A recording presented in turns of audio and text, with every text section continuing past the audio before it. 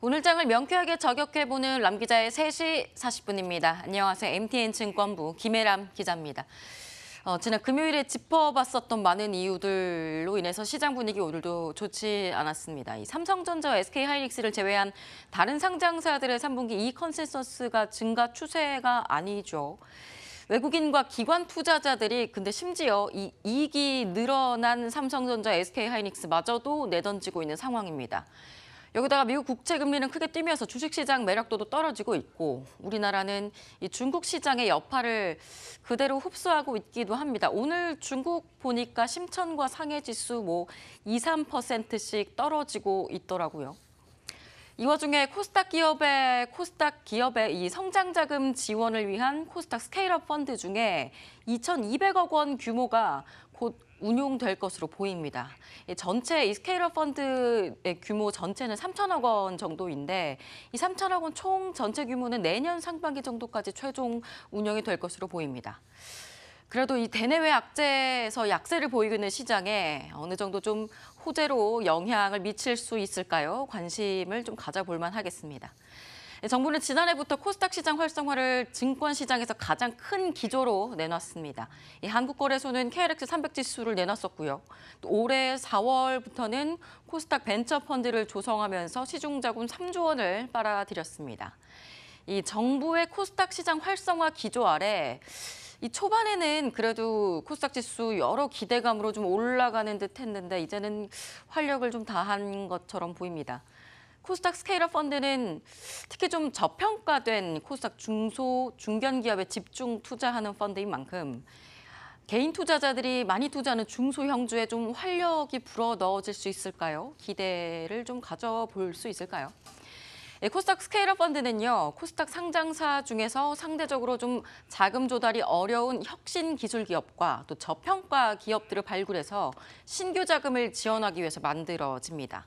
이 펀드는 한국거래소와 한국예탁결제원 등이 출자한 1,500억 원, 여기에 민간 자금 1,500억 원 가량을 매칭을 해서 총 3천억 원 이상이 조성이 될 예정입니다. 이 펀드는 저평가된 코스닥 중소, 중견 기업의 50%를 의무 투자를 해야 됩니다. 운용 전략에 따라서 사모펀드와 벤처조합, 신기술조합 등을 선택해서 투자를 할 수도 있습니다. 위탁운용사 선정 등을 담당하는 한국성장금융 관계자는 코스닥 스케일업 펀드 모집 조성이 완료 단계에 왔다고 밝혔습니다. 우선은 전체 3천억 원 펀드가 조성이 될 건데 그중에서 올해는 2,200억 원을 먼저 조성해서 운용할 예정입니다. 나머지 1,000억 원가량은 현재 운용 전략이 시장에 미치는 영향 같은 것도 평가한 후에 기준을 수정할 수도 있으니까요. 그렇게 해서 내년께 새로 운용사를 선정할 것으로 예상이 됩니다. 한국성장금융은 지난 6월 말에 위탁 운용사로 KB증권과 브레인자산운용 한 팀과 또 키움 프라이빗 에쿼티와 아이온 자산운용 한 팀 총 2개 운용사를 선정을 했습니다. 이 운용사들은 펀드 자금 모집이 완료가 되면 한국성장금융 측에 보고를 해야 되는데요. 지난주에 마무리 단계에 왔다라고 밝혔다고 합니다. 이 펀드 조성 기한이 4개월입니다. 이 6월 말에 이들 2개 운용사가 선정이 됐으니까 10월 말까지는 펀드 민간 자금을 모아서 운용을 해야 되는 상황입니다. 시장에서는 적어도 11월이 되면 본격적으로 코스닥 시장에 이 자금이 풀릴 것으로 예상을 하고 있습니다. 이 펀드는 기술 특례 상장사나 테슬라 요건으로 상장한 코스닥사이거나 혹은 최근 1년 기준 산업평균 PER이나 PBR이 저평가인 기업, 이런 기업들의 50% 이상을 투자하도록 되어 있습니다.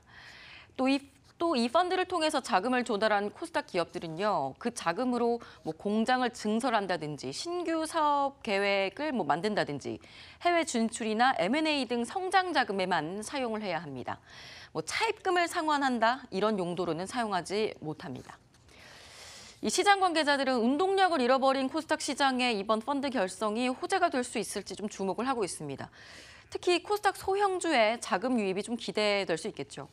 이 스케일업 펀드 규모는 총 3천억 원 수준인 만큼 사실 3조 원에 이르렀었던 코스닥 벤처 펀드의 전체 규모만큼은 미치지 않습니다. 다만 그 구성을 좀 들여다보면 그래도 기대할 만한 부분이 있는데요. 코스닥 벤처펀드 같은 경우를 보면 15%가 코스닥 상장사의 신주에 투자해야 되는 거였는데 스케일업 펀드는 50% 절반 이상이 코스닥 신주에 투자돼야 합니다. 이 3천억 원이니까 1,500억 원 이상이 코스닥 신주에 투자돼야 하는 거죠. 거기다 한국성장금융 관계자는 이 나머지 50%에 대해서도 구주보다는 코스닥사의 신주나 프리-IPO 등에 투자할 것을 권고했다라고 밝혔는데요. 물론 의무사항은 아니고 펀드 운용에서 수익을 좀 봐야 하는 운용사의 역량과 결정에 달려있는 문제이긴 합니다. 또 신규 의무 투자 비율 50%에는요, 1년 이하의 단기 조건 투자나 구주 투자, IPO 공모주 투자는 제외가 됩니다. 구주 거래가 아닌 신규 자금 조달을 지원하기 때문에 코스닥사들 입장에서는 장기 자금을 조달한 효과를 볼 수 있을 겁니다.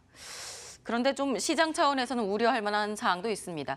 스케일업 펀드의 50% 신주 의무에는 유상증자뿐만 아니라 CB나 BW 같은 메자닌 투자도 포함이 돼 있는데요. 이 메자닌 투자 시에는 그래도 풋옵션 가능 시점 1년 이내 같은 단기 투자 조건만 가능합니다. IPO 공모주 참여는 좀 제외가 되고요.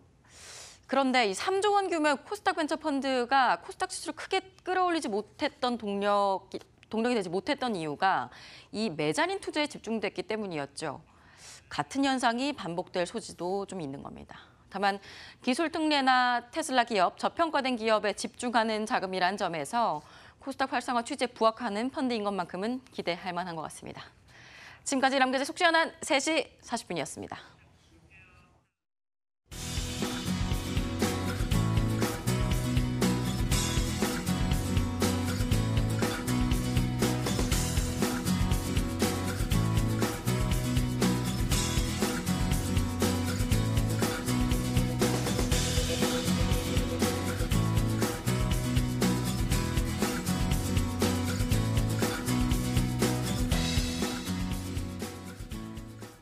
네, 또다시 휴일입니다. 휴일을 지나고 나면 조금 에너지를 좀 축적해서 우리 시장에 또 올라설 수 있길 기대 걸고 지켜보겠습니다. 마감 전략 A+였습니다. 고맙습니다.